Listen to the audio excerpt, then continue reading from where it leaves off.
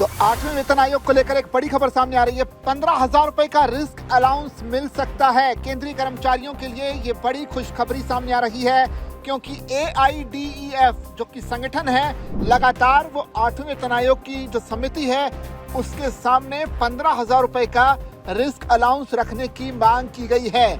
और अगर ये मांग मान ली जाती है तो निश्चित तौर पर केंद्रीय कर्मचारियों के लिए एक बहुत बड़ी खबर हो सकती है। अगर आपको AIDEF नहीं पता तो उसके बारे में आपको बता दें, ये संगठन है केंद्रीय कर्मचारियों का, जिसका नाम है all India defence employees and federation. इसने वेतन आयोग से रिस्क अलाउंस की मांग रखी है और वो भी 15,000 रुपए। अब देखना यह है कि वेतन आयोग क्या फैसला लेता है। दरअसल केंद्रीय कर्मचारियों के लिए जो 8वां वेतन आयोग गठित किया गया है, अपनी सिफारिशें सरकार को सौंपने के लिए लगातार काम कर रहा है। बीते कई दिनों से वेतन आयोग की ओर से ताबड़तोड़ मीटिंग्स की जा रही हैं। वहीं केंद्रीय कर्मचारियों के अलग अलग संगठन भी वेतन आयोग को अपनी डिमांड लिस्ट सौंप रहे हैं। ऐसी एक डिमांड जो है all India defence employees federation की तरफ से भी आई है। कर्मचारियों के संगठन ने रिस्क अलाउंस पर अपनी बात रखी है, साथ ही इसे 15,000 रुपए रखने की डिमांड भी की गई है। ये जो संगठन है केंद्र सरकार के रक्षा क्षेत्र के सिविल कर्मचारियों का प्रतिनिधित्व करता है। AIDEF की ये मांगे अलग अलग रक्षा विभागों में टेक्नीशियन, स्टेनोग्राफर, अकाउंटेंट, निजी सचिव, अनुवादक आदि के रूप में काम करने वाले कई रक्षा कर्मचारियों के लिए बनी है। बहरहाल क्या क्या डिमांड्स की गई हैं उसके बारे में थोड़ा आपको बता दें तो AIDEF की तरफ से लेवल 1 के ऐसे कर्मचारियों के लिए कम से कम 69,000 रुपए के बेसिक सैलरी का प्रस्ताव रखा गया है, जिसे 7वें वेतन आयोग में 18,000 रुपए का बेसिक सैलरी मिलता था। इसके साथ ही रक्षा कर्मचारी संगठन ने सभी केंद्र सरकार के कर्मचारियों के लिए 3.833 का फिटमेंट फैक्टर रखने की मांग भी की है। इसके अलावा AIDEF ने कुछ कर्मचारियों के लिए रिस्क अलाउंस की मांग की है।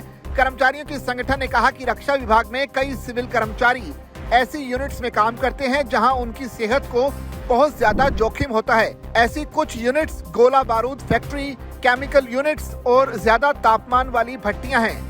रक्षा कर्मचारियों के संगठन ने मांग की है कि खतरनाक औद्योगिक कामों में लगे कर्मचारियों को हर महीने 15,000 रुपए का रिस्क अलाउंस मिलना चाहिए। वहीं लगातार जोखिम वाले कामों में लगे कर्मचारियों के लिए भी हर महीने 10,000 रुपए के भत्ते की मांग की गई है। साथ ही AIDEF ने योग्यता के आधार पर हाई एंट्री पे लेवल का प्रस्ताव रखा है। वहीं दूसरी ओर कर्मचारियों के वेतन में समानता लाने के लिए लो पे स्केल्स के विलय का भी सुझाव दिया है।